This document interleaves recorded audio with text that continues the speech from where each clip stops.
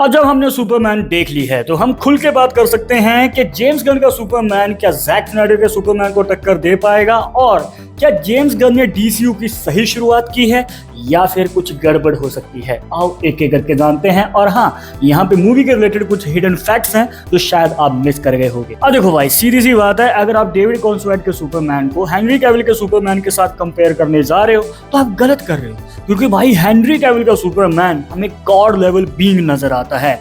वो बंदा जब किसी से लड़ता है ना, आसपास कुछ नहीं देखता, कितनी बिल्डिंगें टूट रही हैं, कितने लोग मर रहे हैं। इवन बैटमैन वर्सेस सुपरमैन की शुरुआत ही इसी रीजन से होती है कि भाई यहाँ पे इस सुपरमैन ने जोर से लड़ते हुए कुछ नहीं देखा कि आसपास कौन मर रहा है कौन नहीं।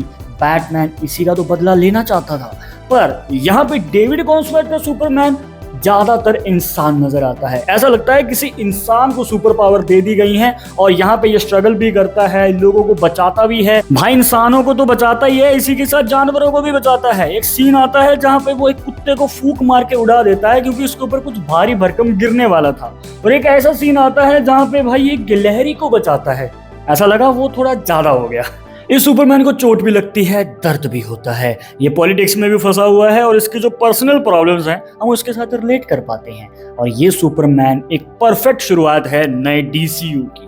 पर यहाँ पे हम भाई भूल नहीं सकते हेनरी कैविल के सुपरमैन।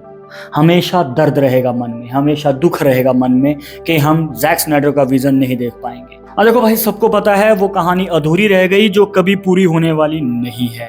वो ऐसा घाव है जो कभी भरेगा नहीं, पर उस चीज को लेके हम कितनी देर तक रोते रहेंगे जो वापस ही नहीं आ सकती है। तो चलो एक नए सुपरमैन की बात करते हैं जो अभी थिएटर्स में चल रहा है। और यहाँ पे भाई मानना पड़ेगा इस मूवी का जो विलन है, मतलब लेक्स लूथर, भाई साहब ये उस लेक्स लूथर से तो मुझे कहीं गुना ज्यादा बढ़िया लगा। और आगे जो मैं बातें करने वाला हूँ उसमें कुछ स्पॉइलर होंगे तो अपने रिस्क पे देखना। एक सीन आता है जहाँ पे सुपरमैन लेक्स लूथर के कंट्रोल रूम में घुस जाता है और वहां पे जाके उसको कहता है कि भाई तुम मुझसे जलते क्यों, मैं इंसान हूँ, मैं इंसानियत रखता हूँ। पर यहाँ पे मुझे एक टाइम पे ऐसा लगा था कहीं यार ये captain America brave new world जैसा ना करते हैं जहाँ पे कैप्टन अमेरिका ने लास्ट में स्पीच दी थी और रेड हल्क पिघल गया था।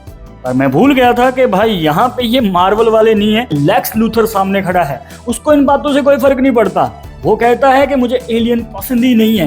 अब भाई ये बात सुन के जो मजा आता है कि भाई इसको इंसानियत से कुछ नहीं पड़ा है, लेक्स लूथर अपनी चलाएगा। और देखो भाई, जितने भी मैंने सुपरमैन की मूवीज देखी हैं या जितना मैंने सुपरमैन को जाना है, कि पहली बार मैं सुन रहा था कि उसके जो ओरिजिनल पेरेंट्स हैं, मतलब जो उसके माँ बाप जिन्होंने सुपरमैन को धरती पे भेजा, वो उसको धरती पे कब्जा करने के लिए भेज रहे थे। मतलब धरती पे रहने वाली लड़कियों के साथ शादी करो, बच्चे पैदा करो और धरती पे कब्जा कर लो।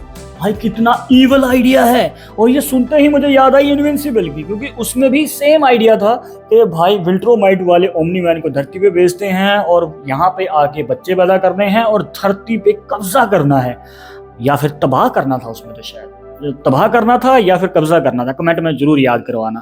पर भाई ये कुछ डिफरेंट है, मैं जानने के लिए एक्साइटेड हूँ कि फ्यूचर में इसका क्या आउटकम निकलेगा। पर कुछ चीजें ऐसे भी हैं जो मुझे पसंद नहीं आई इस मूवी के रिलेटेड, जो मैं आपके साथ जरूर डिस्कस करना चाहूंगा। सबसे पहले तो भाई इस मूवी के ट्रेलर और टीजर किसने बनाए थे यार? तुम कुछ तो छुपा लेते। हर 10-15 मिनट में जो एक्शन सीक्वेंस आ रहा है वो हमने ट्रेलर में देख रखा है। मतलब भाई सारी की सारी एक्साइटमेंट ही मर गई। अगर ट्रेलर में ये सीक्वेंस नहीं देखे होते तो शायद मूवी में और भी देखने में मजा आता।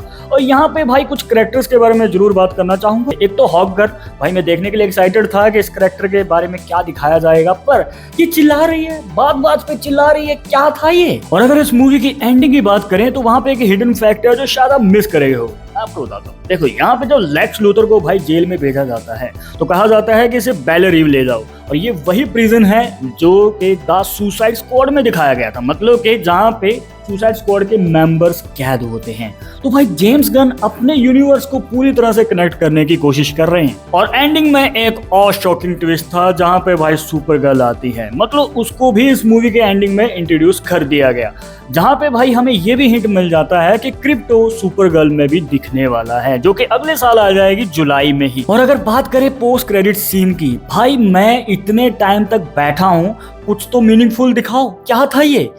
रहने देना, छोड़ो मत देखना, आ जाना सीधा उठ के। अब देखो आपने सुपरमैन देख ली है, अब आप खुल के कमेंट में बताओ क्या ये नया सुपरमैन, मतलब डेविड कॉन्सवर्थ का सुपरमैन हेनरी कैविल के सुपरमैन की तरह आपके दिल में जगह बना पाया या फिर नहीं? कमेंट बॉक्स खुला है, अपना विचार जरूर बता के जाना।